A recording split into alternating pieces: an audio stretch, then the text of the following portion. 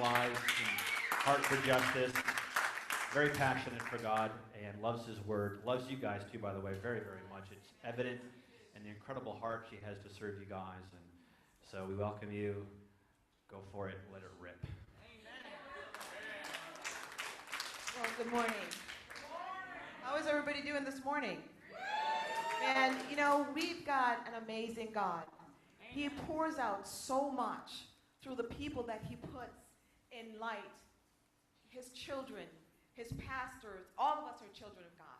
This morning, what I want you to walk away with from this message, which is entitled, The Power to be Sons and Daughters, is we've been given our identity as sons and daughters and the power of the Holy Spirit to live transformed lives. That's our goal this morning.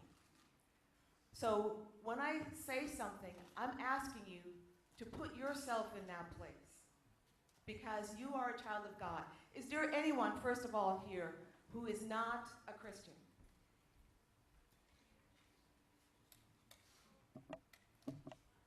We need to bring some of those people in. When I was about 5 years old, I went to the airport with several family members, knowing that my mom was going to America. I didn't understand the depth of what was happening, but I knew in my heart that she was leaving. I grew up in Jamaica. Sobbing and clinging to her, I begged her not to go or for her to take me with her. I made all kinds of promises. I'll be so good. I will climb trees. I'll eat all the stuff. I'll do anything you ask. I made all kinds of promises. This must have been somewhat how the disciples were feeling when Jesus said in John 13, "My dear friends, I only have a brief time left with you. And then you will search and long for me. But I tell you what I told the Jewish leaders, you'll not be able to come where I am. So I give you a new commandment. Love each other just as much as I have loved you.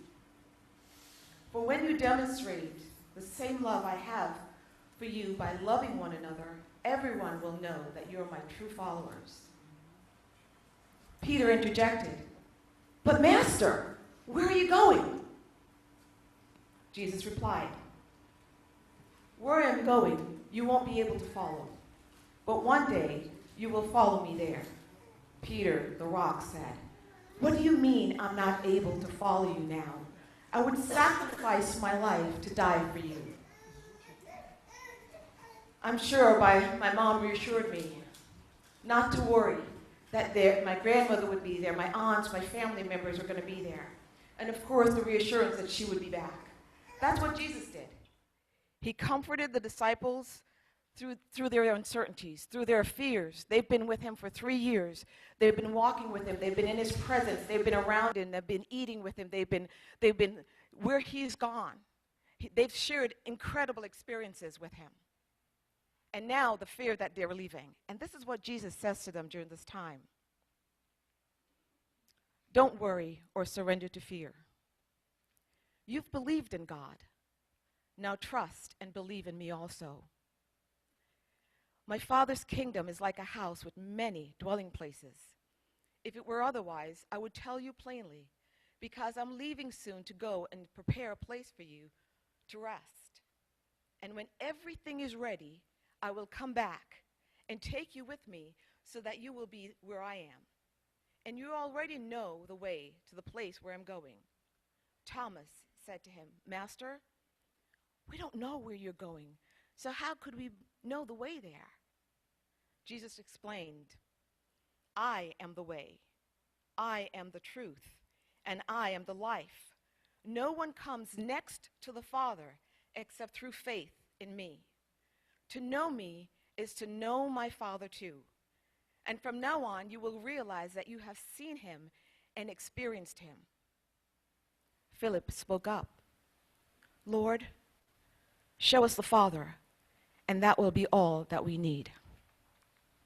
I believe that that was a prophetic word for those of us who are to come. We've spent time with Jesus. We know that he's our Savior. We know that he's our Lord. We know that he shed his blood for us. We know that he rose again from the dead. We know that he has given to us certain things. we're saying, we don't know the Father. I think that's a prophetic word for the church. That we need to know the Father, God, as Father.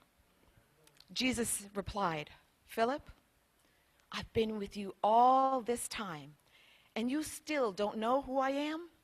How could you ask me to show you the Father? For anyone who has looked at me has seen the Father. In the islands, we say, Yefia your Father. And it means you look like, you have a resemblance. There's strong family recognition. We can't miss you.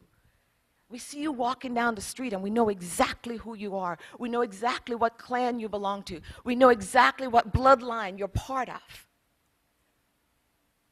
And that's what Jesus is saying. And that's part of us. That's what we're here for. Don't you believe that the Father is living in me and that I am living in the Father? Even my words are not my own, but come from my Father, and he lives in me, and he performs his miracles of power through me. Willimantic, Hartford Project, we're in those places, and we reach out and we touch someone, and we introduce them to Jesus. But the power that flows through us, in the name of Jesus, the character and likeness of Jesus, is the power of the Father. Does this make sense? You guys are really quiet. I don't like really quiet. So where's Jack? Are you with me, man? Come on, say something. Yeah. Okay, it's his miracles of power that flow through us. Susie Goodrich and I were in Hartford a few weeks ago, and there was a woman sitting down having a hot dog, and we went over to talk to her. God said to pray for her. And we went over, we said hi, and she was a Christian. And I said, how are you doing? How can we pray for you? And she says, oh, I've had arthritis in my back and in my knees and all kinds of stuff. And she was having a really hard time. So we prayed for her. And she got totally healed on the spot. The power of God, his miracles and wonders flowing through us, his children. Say children. Children. I'm a child of God, just like you. Every single person sitting in this room who said you're a Christian, you're a child of God. You're a conduit of his power. And that's why when Jesus is believed that I live as one with my Father and that my Father lives as one with me, or at least believe because of the mighty miracles I have done. I tell you this timeless truth. The person who follows me in faith, believing in me, will do the same mighty miracles that I do, and even greater miracles than these, because I go to be with my Father. Same mighty miracles. I want that to just sink in. To just get into the core, into the pit, into the guts of us. It says the same mighty miracles. And it's not about the miracles, it's about who we're connected to. It's not about what we know, it's about who we know.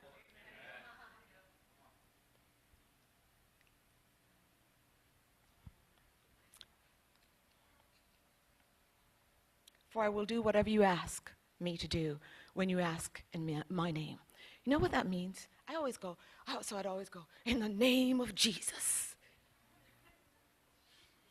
I'd ask, in the name of Jesus. You know, you watch those TV evangelists and they always go, in the name of Jesus.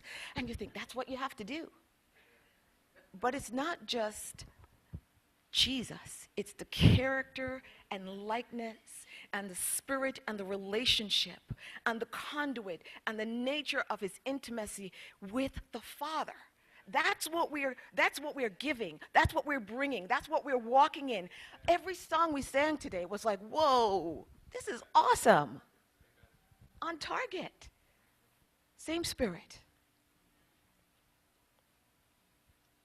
That is how the Son will show what the Father is really like and bring glory to him.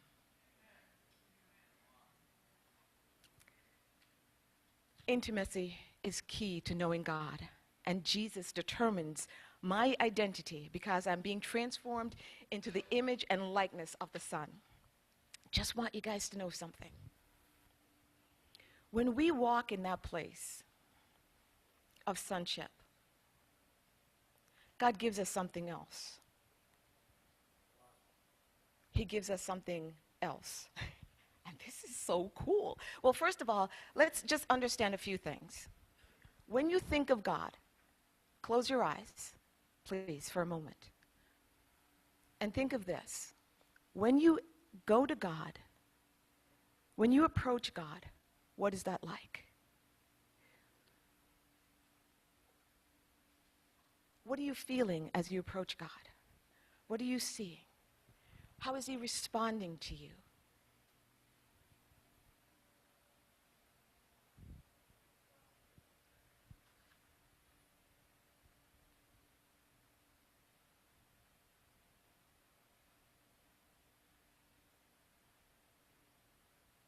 Some people are smiling.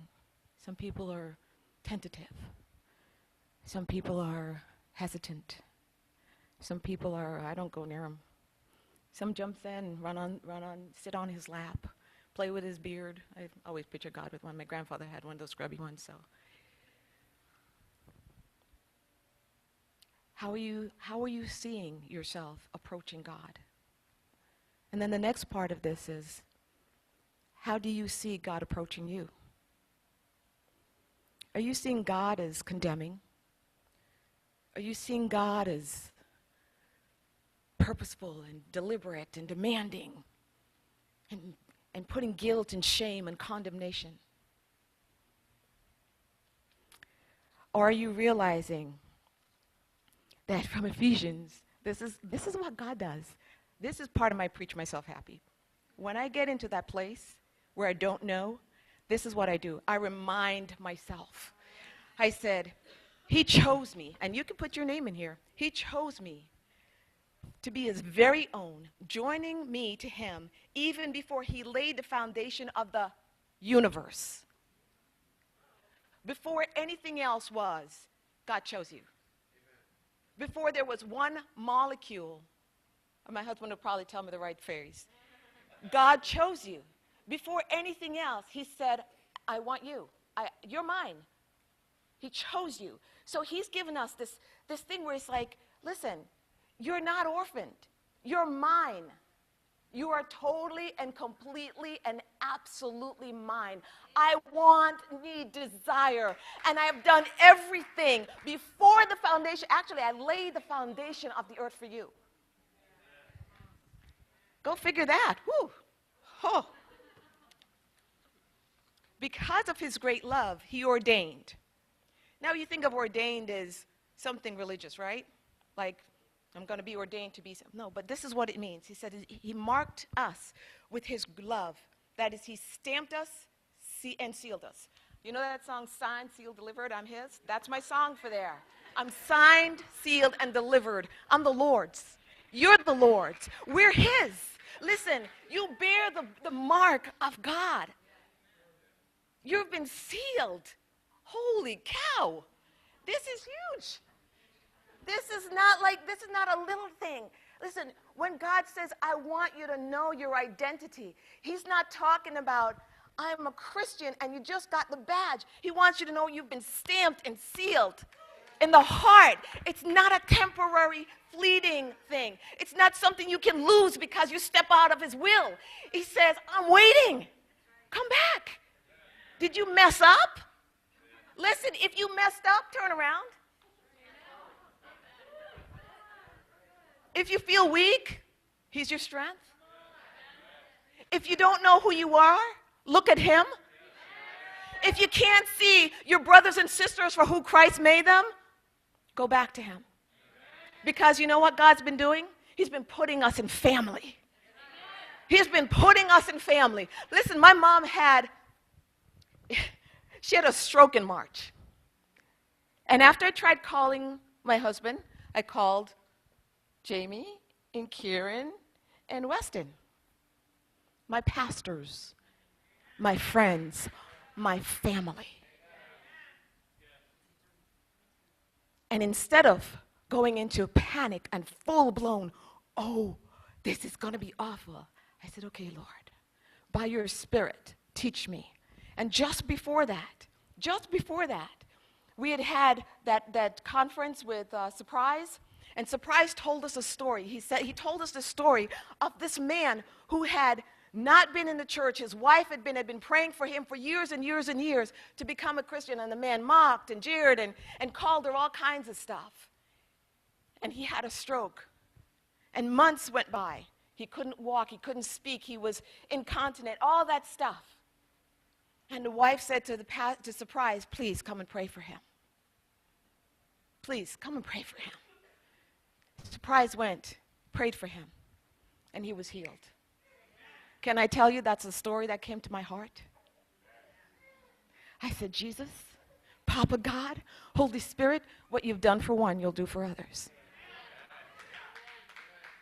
I said, I don't know when this happened because I was leaving work. My phone had been charging in the car. It was late. And by the time I got in touch, it was hours past. Hours. And you guys know, in a stroke, timing is essential. But you know what Papa does? Can I just tell you? In case you're wondering, he controls time. He controls time. I said, Papa, I don't know what this is going to be, but I'm coming to you. And I believe he turned back the hands of time because of my prayers. Everything she needed. She lives alone. She was able to, in the midst of a stroke, able to make 7 phone calls. I can't even remember my own number half the time. She made 7 phone calls and help arrived. This is what God does. He releases grace over us. I'm going to get back to grace because I want us to realize that this is an important thing. So everybody remind me later, grace. He imparts total well-being into our lives. He lavishes everything heaven contains upon us as love gifts. Say what? He lavishes everything heaven contains as love gifts. I've had a couple baby showers lately, you know, and you go and you see all these amazing things and the preparation and all of this. Listen, that's what God's done. You're his baby. He prepared everything for you, every single thing that we need. Lavished. I love that word, lavished. There's no stinginess with God. He always planned to adopt us as his delightful children so that his tremendous grace that cascades over us would bring him glory. Grace to live like Jesus did. He's not ashamed of us. Lavished, abundant, treasured, gifts. I'm like, have you guys read this stuff lately? Holy moly. Goes with holy cow. You know, the same love he has for his beloved son, Jesus, he has for us. The very same love he has for Jesus, he has for you. I want you to say, the very same love he has for Jesus, he has for me, for Veronica. Because sometimes you need to hear your name when it comes to being in alignment with the identifying with God. Because most of the time we think that when God speaks, it's condemnation, but he is not ashamed of us. We've been given the treasures of salvation by the blood of Jesus. Treasures of salvation by the blood of Jesus, and that's the total cancellation of our sins. He's given us super abundant grace. Grace again? Whew, what's that about? Is already powerfully working in us and flooding into every part of our being, releasing within us all forms of wisdom and practical understanding that will lead to transformation. This is Ephesians, by the way. Ephesians chapter 1. Out of Passion Translation. I just go through this stuff and I just go, ooh, what are you saying today, Lord? And I talk to him, and he shows me. He goes, look, how about this? And how about that? Because it's so important for us to know. Because that's his word. It says we're part of God's detailed long-range plan to fulfill all things through Jesus Christ. And this detailed plan will reign supreme through every period of time until the fulfillment of all the ages finally reaches its climax when God makes all things new in all of heaven and earth through Jesus. Who knows this part? He begun his plan. Thank you, Pastor Weston. Somebody got that. Oh. He begun this plan when he gave us the capacity to become new creations through Jesus. Brand new. The old things have passed. Behold, all things have become new. Every single thing. It says, therefore, if any person is engrafted in Christ, the Messiah, he is a new creation. New creation altogether. No old thing. The old, previous moral and spiritual condition has passed away. Behold, the fresh and new has come. You know what the Romans used to do? This is pretty graphic. Are there any kids in here? Okay. Besides Kath. The Romans used to do this thing. And this is why we need to understand what it means to be taken from under the weight of sin. The Romans had this really horrific practice. And what they would do is they would tie a cadaver, a dead person, on the back of a person and let them walk around with that dead, rotting, stinking, decaying flesh until the very life was sucked out of them. Listen, that's the weight of sin. If you want a graphic depiction of what that is, the old sin stuff, the old sin nature, that's what that was. Papa God, who's given us our identity. He's given the way through Jesus. It's in him that we can go to God and we could say, Romans 8:15 says, for you have not received a spirit of slavery, leading to a fear again, but you have received a spirit of adoption as sons by which we cry out, Abba, Father. You know the only other place that is where that term Abba is used is the night before Jesus was crucified. And he said, Father, if it is your will, let this cup be passed from me, but otherwise, let it be. That's the same depth of relationship. This is not a time when Jesus is this is intense. He knows what the next day is going to bring. And he says, we've been given that very same spirit to cry out, Abba, Father. We're children of God. God sent us his Holy Spirit. This is part of what Jesus has been doing. This is part of what Jesus did. When he tells us, he says, I will not leave you as orphans. I will come to you. After a little while, the world will behold me no more. But you will behold me because I live. You shall all live also. In that day, you shall know that I am in my Father, and you in me, and I in you. Have you ever felt alone? Have you ever felt lonely? Separated? Has the enemy ever come in and given you the dissatisfaction, discredit, disrespect, dishonor, discontent? You know, you don't have to be in that place because Jesus is in us. Papa God is in us. Holy Spirit is in us. When you start feeling like that, like you don't belong, like you don't know who you are, go back to that. He's here. You're never alone. You're not forsaken. We were not left orphans. Are you with me? Okay, all right. You know, we've been through most of this. Jesus dying on the cross was about our sins being forgiven and our hearts, lives, and motives being transformed. The Christian life is in three parts: believing in Jesus through whom we are salvaged from the ramifications of sin, allowing Holy Spirit to transform our lives with God's truth, so we can have the mind of Christ and walking in our God-given identity, which is loving God with all our hearts, minds, souls, and those around us as much as we love ourselves. Now, the Holy Spirit is given as another of the same kind. That's what the word says. Jesus is the Savior from the guilt of sin. The Holy Spirit is the Savior who saves us from the power of sin by living through us in fullness. Now, this is the part of the message that talks about how you can live as children of God. First, you have to recognize that you're a child of God. And now, it's how do I do this? How do I do this? How do I live this life? How do I live this transformed life? Because the enemy's coming at us constantly.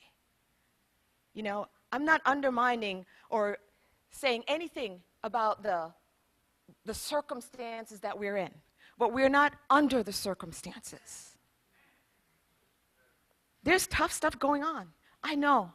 You know, your kids aren't right, your marriage isn't right, your friendships aren't right, your job's not right, this isn't right, that's not right. We've been given a spirit of adoption through which we can cry out, Abba, Papa. Galatians 5 tells us, I asked God this one day.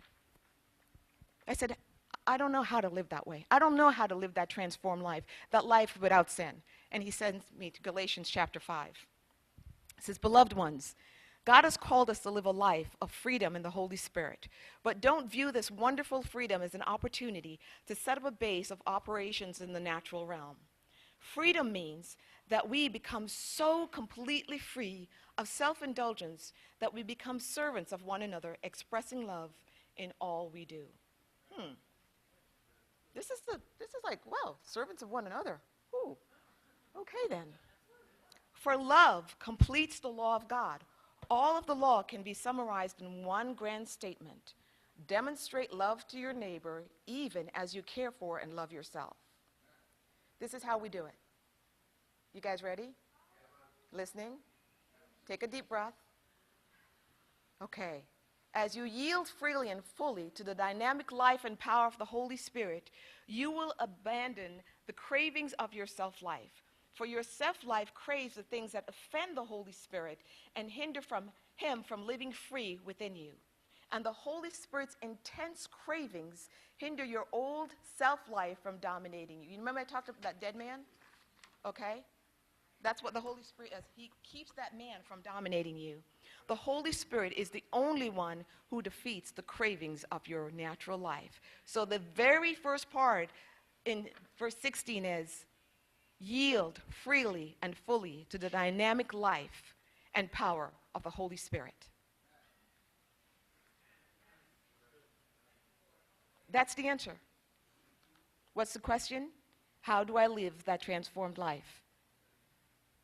The answer? Submit fully and completely to the Holy Spirit.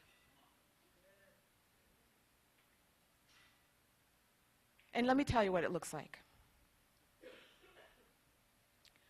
I've had a kid that I've been involved with. He was in DCF for all his life, pretty much.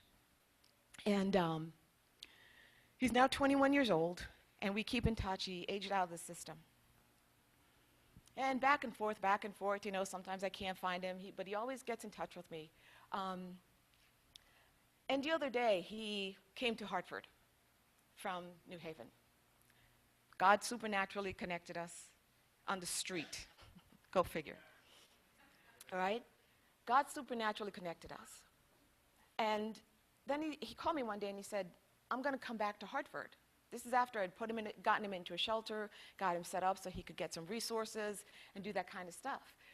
And then, you know, he was back. So usually I take him out for his birthday. His birthday is in May, so usually I take him out and do something with him. And I hadn't this year because I didn't know where he was. He came back, he called, he said, you know, I said, okay, let's do something for your birthday. I took him out, we did some stuff, and then I said, okay, I've got to go. And that was Tuesday. Thursday he calls.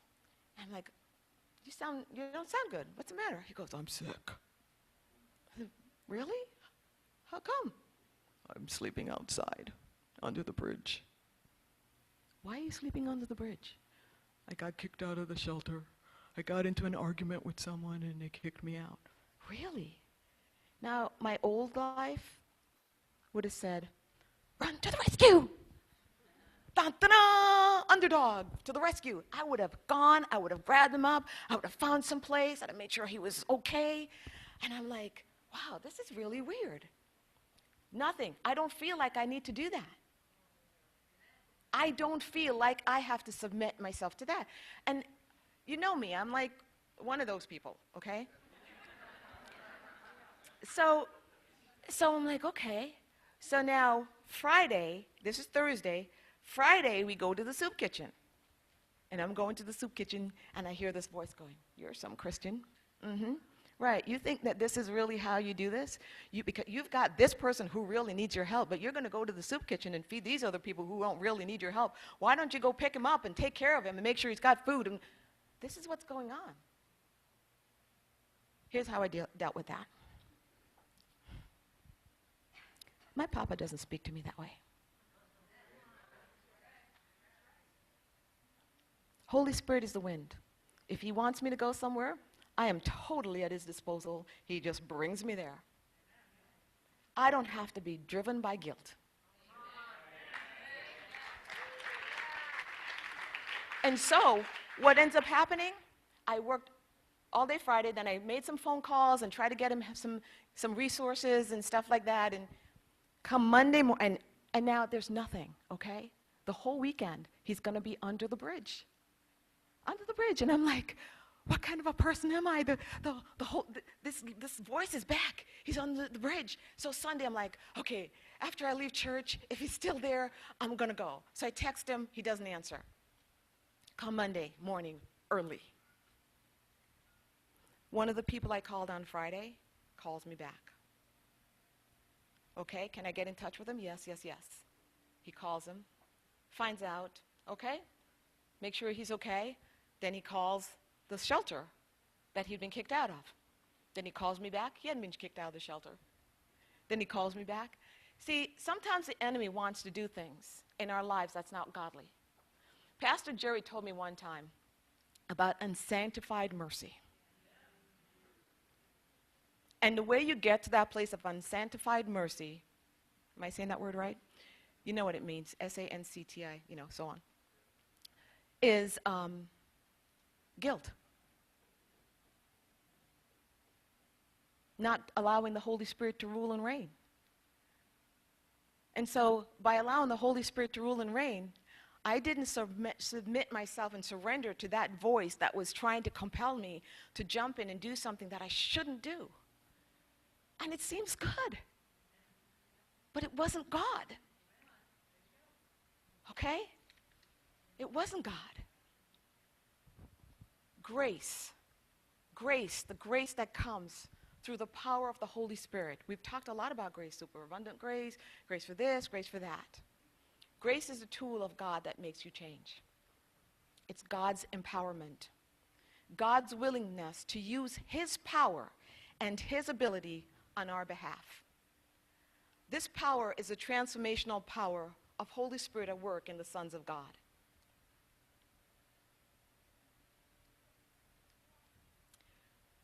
There's a video that we're going to run. It's about 4 minutes, and I think I still have a little bit of time.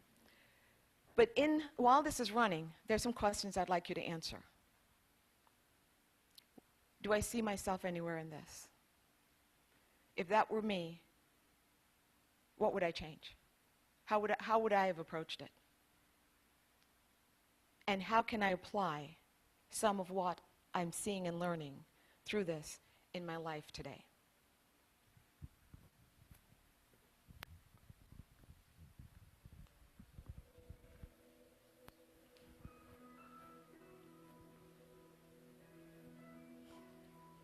Almost done.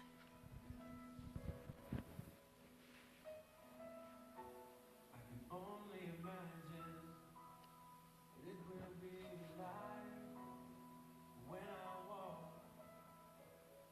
by your side.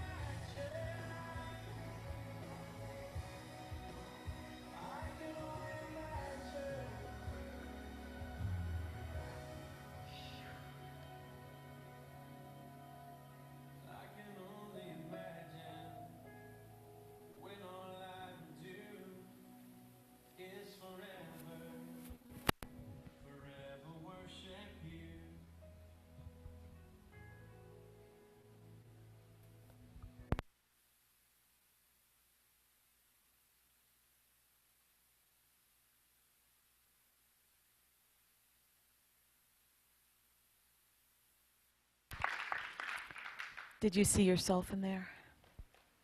Papa's arms, his strength. Did you see the freedom, the joy that was on that boy's face?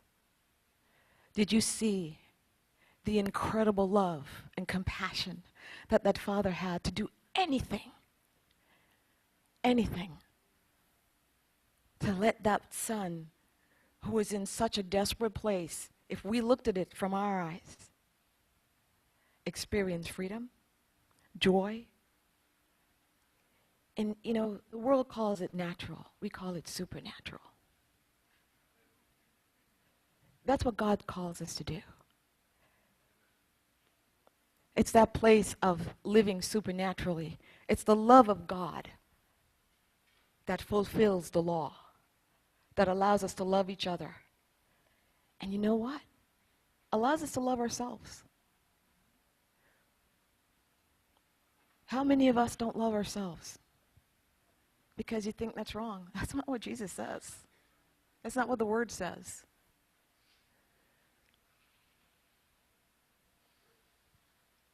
God is willing to carry you when you need it. Mountains, heights, and depths. He's willing to take you into places that you can't even begin to imagine. He's willing to let you experience His power. That boy couldn't ride that cycle. He couldn't run, and he couldn't swim. The power of the Father allowed him to experience those things. The power of our Father will allow us to experience the love, joy, and peace, righteousness, goodness, all the aspects of the fruit of the Spirit. Pastor Weston talked about last week. The joy of the Lord that is our strength. When the circumstances want to overwhelm us, I'm not talking about happiness, which is a choice. I'm talking about joy, which is our right as a kingdom child. I'm not talking about you get up and you don't feel good and you think, oh, I should be happy, but I'm not. No, you feel bad. But that's when you call your family, and that's when you run to Papa. And that's when you say, Holy Spirit, same power that raised Jesus Christ from the dead is in me. Lay your hands on yourself and pray for yourself. If nobody else is there, do it. You know, there are times when you got to call other people. And I've done it recently. But there are times when I just go, Holy Spirit, I just invite you to manifest your fullness in me. Papa, I'm yours. There's nothing else I want more. This morning, I'm going to ask you, Kathy, you guys going to do? If you've had an issue with just recognizing who your Heavenly Father is, knowing that He's good, knowing that He's righteous, knowing that He's lavished every good thing on you, that He's laid the foundation of the universe specifically for you. If you've had issues recognizing God as Father because your earthly father was not someone that you wanted to know or who wasn't there in your life, I just want you to spend just a few minutes inviting God to be your Abba. Inviting the grace that empowers to manifest in your life so that you can be transformed, so that you can live victorious lives. We as children of God, because there is a groundswell coming. Kevin said it this morning, it's not one, it's us, it's family, it's all of us, every single last one of us. You know, you can't have a groundswell with one piece of molecule of soil. It's the bedrock that moves. It's the foundation that moves. And that's what God is doing. So, Father, we just bless you this morning. We thank you, Lord, for every gift that you've lavished. Thank you for the treasures that you've poured out. Thank you, Lord God, that your love is unmistakable, that your faithfulness is incredible, overwhelming, higher and deeper than anything that we could even begin to imagine. Thank you for your grace, God. Thank you, Jesus, for showing us the Father. Thank you for letting your Holy Spirit come, God. We just bless you. Can you just stay where you are and just pray? Just ask the Lord to come. You don't need anybody to lay hands on you because I've let the Holy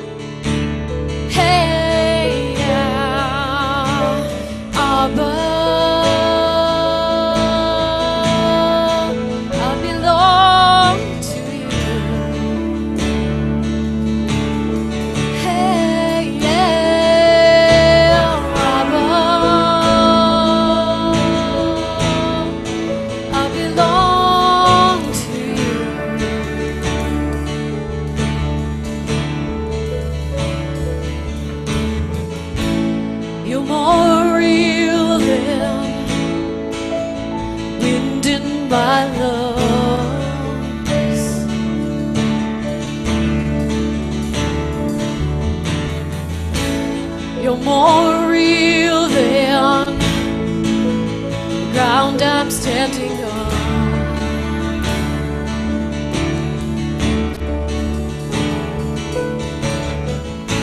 Your thoughts define me. You're inside of me. You're my reality. Hey, yeah, my reality. Yeah, Abba. I belong to you.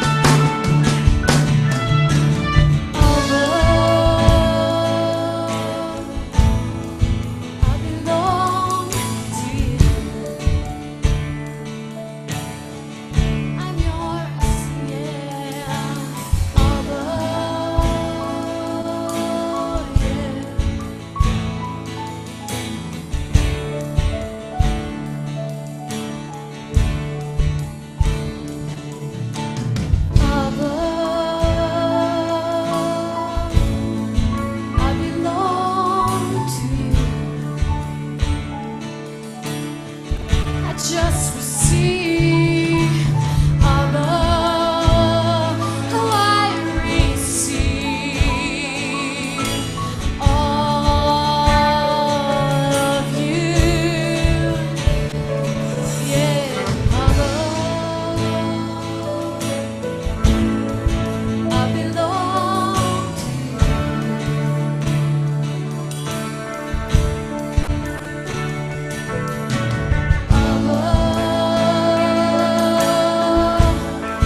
I belong to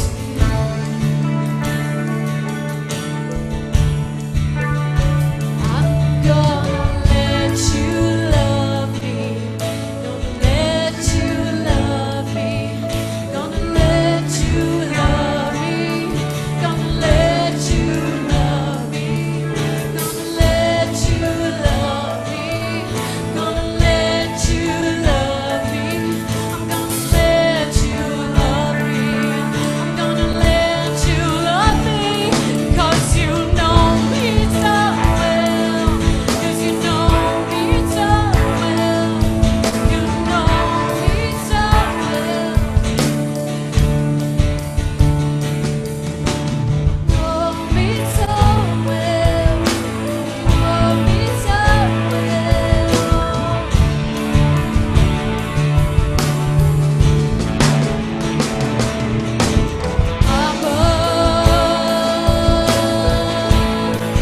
I belong.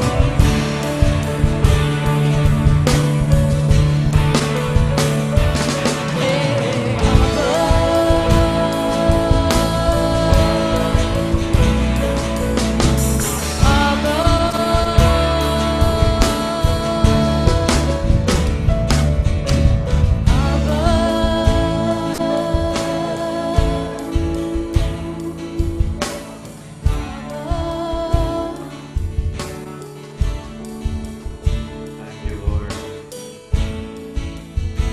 Whew. Hey, that was a good word this morning, wasn't that? Thank you, Veronica. Father, we thank you for Rob and Dee. We just thank you for the grace on their lives. We thank you for the faith that is in them. And we just thank you for your word of encouragement to us this morning. All right. And we have our Missions Cafe that'll be open up after service, so please feel free to go back there and have some fellowship. Don't forget, VBS starts tomorrow night, 5:30. Be praying for that. Thank you very much. Inviting other kids to come. If you're a guest or visitor here with us this morning, I'd love an opportunity just to meet you. So please, if I don't catch you, please come grab me. Just say hi. I'd love to just welcome you and meet you. All right, God bless. And go in this your strength. God is with you. Amen. Oh, feel free to go take a peek at the VBS stuff downstairs. It's really cool. It's like Disneyland down there or VBS something. meeting now, right?